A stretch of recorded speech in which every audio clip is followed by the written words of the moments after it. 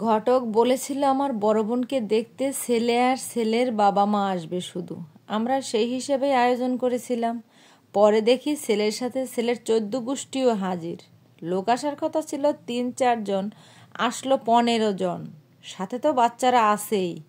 বাবা আমায় আড়ালে ডেকে নিয়ে 12,000 টাকা হাতে দিয়ে বলল, পিয়াস তাড়াতাড়ি বাজারে যা, গরুর মাংস মুরগির মাংস যা যা লাগে সব কিনে নিয়ে আয়। আমি আমার এক বন্ধুকে সাথে নিয়ে তাড়াতাড়ি বাজারে গেলাম, সব কিছু কিনলাম, শুধু গরুর মাংসটা কেনা হলো না।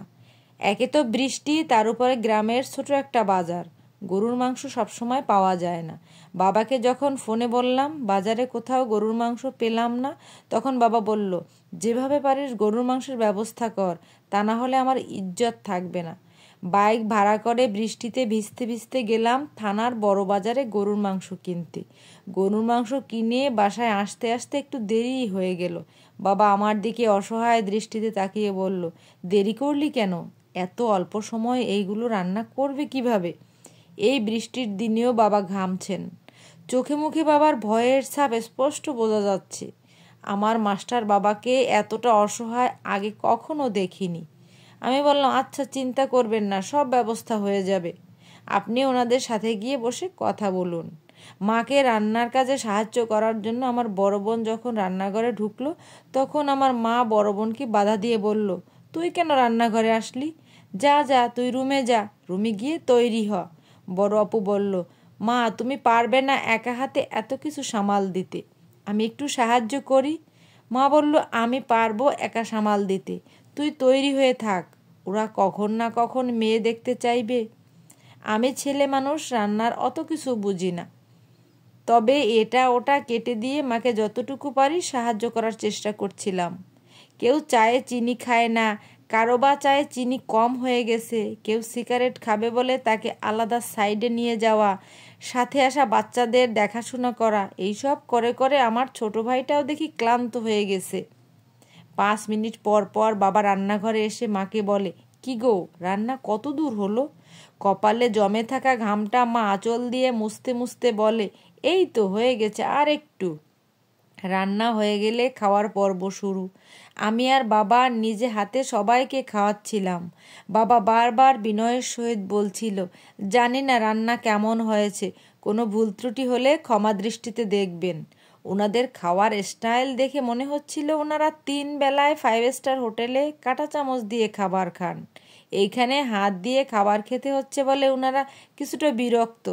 ওনারা যত খাবার খেয়েছে তার চেয়ে বেশি নষ্ট করেছে। বাচ্চা খাচ্ছে না বলে বাচ্চার মা ধমক দিয়ে বলে, এই তুমি খাচ্ছ না কেন? এই নাও মাংস। বাচ্চা বলে, আমি খাবো না। বাচ্চার মা বলে, তোমাকে খেতেই হবে, এই নাও মাংস। এই বলে বাচ্চার প্লেটে 2টো বাটি ঢেলে দেয়। খাওয়ার পর্ব শেষে দেখানোর পর্ব শুরু। আমার অনার্স পাশ করা বোনকে দিয়ে সূরা ফাতিহা বলানো থেকে শুরু করে হাতের লেখা দেখানো, সব কিছু শেষ হলে পাত্রের মা আমার বাবাকে বলল, আসলে মেয়ে আমাদের পছন্দ হয়নি, আমরা আমাদের ছেলের জন্য একটা সুন্দরী মেয়ে খুঁজছিলাম। পাত্রের বড় বোন বলল, মেয়ে দেখছি কিছুটা খাটো, তাছাড়া মেয়ের বয়সটাও একটু বেশি। কথাগুলো শুনে আমার বড় বোন মাথা নিচু করে নীরবে চোখের জল ফেলছিল। কেন জানি আমার আর সহ্য হচ্ছিল না। আমি তাদের বললাম, কেন আপনারা কি জানতেন না আমার বোন শ্যামলা? আমি তো ঘটককে আমার বোনের এডিট ছাড়াই ছবি দিয়েছিলাম। তাছাড়া আপনারা কি জানতেন না আমার বোনের উচ্চতা 5 ফিট 2 ইঞ্চি, আর আমার বোন অনার্স পাস করছে? আমি তো সবই ঘটককে বলেছি আগে থেকেই। পাত্রের দুলাভাই আমতা আমতা করে বলল, হ্যাঁ সবই জানতাম, তারপরেও এসেছিলাম সামনাসামনি একবার দেখতে মেয়েকে। দাঁতের সাথে দাঁত চেপে রেখে নিজের রাগটা কন্ট্রোল করে আমি বললাম, সামনাসামনি দেখলে কি হতো? আমার বোন তো আর শ্যামলা থেকে ফর্সা হয়ে যেত না, তার উচ্চতাও বেড়ে যেত না, কিংবা তার বয়সও কমে যেত না। তাহলে শুধু শুধু আপনারা এত কষ্ট করে আসতে গেলেন কেন? পাত্রের বড় বোন কিছুটা রেগে বলল, আমরা মেয়ে দেখতে এসেছি বলে দোষ করে ফেলেছি নাকি? আমি বললাম, না আপনারা দোষ করেননি, 3 জনের জায়গায় 15 জন এসেছেন, এতে আপনাদের দোষ হয়নি। খাবার খাওয়ার চেয়ে নষ্ট করেছেন বেশি, এতেও আপনাদের দোষ হয়নি। আপনার ছেলের জন্য ফর্সা লম্বা কম বয়সী মেয়ে খুঁজছেন, যার কোনোটাই আমার বোনের মাঝে নেই, সেটা জানার পরেও আপনারা এইখানে চলে এসেছেন, এতে আপনাদের দোষ হয়নি। দোষ তো করেছে আমার বাপ মা, ওনারা কেন মেয়ে জন্ম দিল। দোষ করেছে আমার বোন, কেন সে আপনাদের অপমান নীরবে সহ্য করলো। দোষ তো করেছি আমি, কেন এখনো পায়ের জুতাগুলো হাতে তুলে নেই নাই।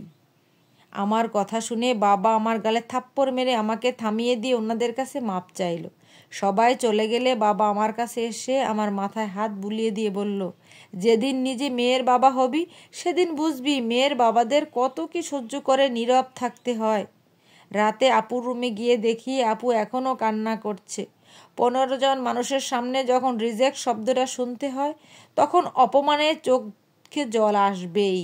ছোট ভাইটা ক্লান্ত শরীর নিয়ে শুধু ডাল মেখে ভাত খাচ্ছে, অথচ কিছুক্ষণ আগেও রোস্ট, গরুর মাংস, মাছ ভাজা সবই রান্নাঘরে রান্না হয়েছে।